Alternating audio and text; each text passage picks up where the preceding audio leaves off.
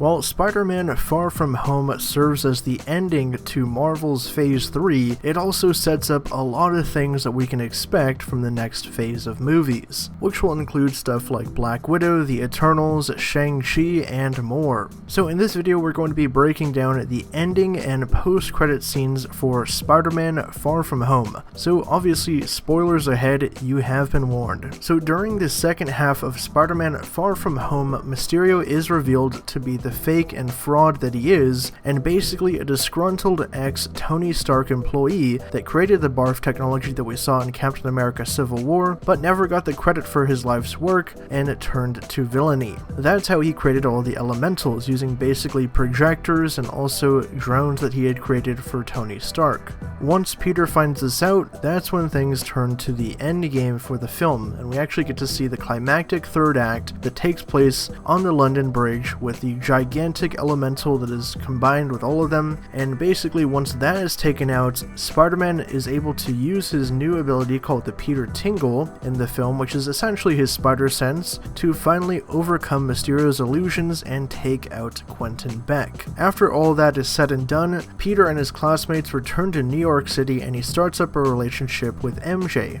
which was kind of the crux of the entire film. During the events of Far From Home, Peter tried desperately to win over MJ, and he finally does in the end. Now here's where things get really interesting. The mid-credit scene picks up immediately after the movie ends with Spider-Man and MJ swinging through New York City. After he sets her down and she says, "We're never going to be doing that again," he leaps onto a nearby lamppost, and that's when we see a big news report playing in Madison Square Garden on the giant screens, and one of them happens to be from the Daily Bugle. We get an exclusive video from none other than J.K. Simmons as J. Jonah Jameson, who is officially back for the MCU. He talks about a special video that they had acquired that happens during the movie's third act, and it's more or less from the perspective of Mysterio. He's manipulated the footage to make it seem like Spider-Man is the villain and he was the one that was attacking the city with all the drones, and that Spider-Man has killed him because he's trying to cover it up.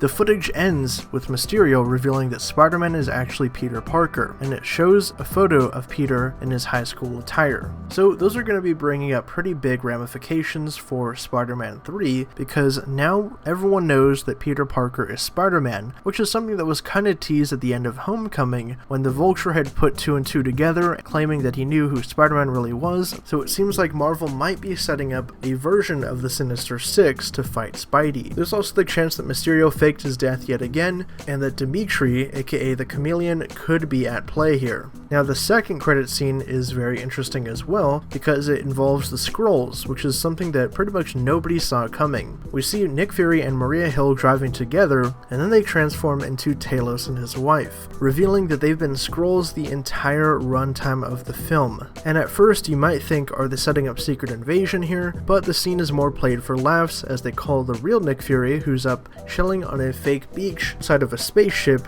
that is full of Skrulls.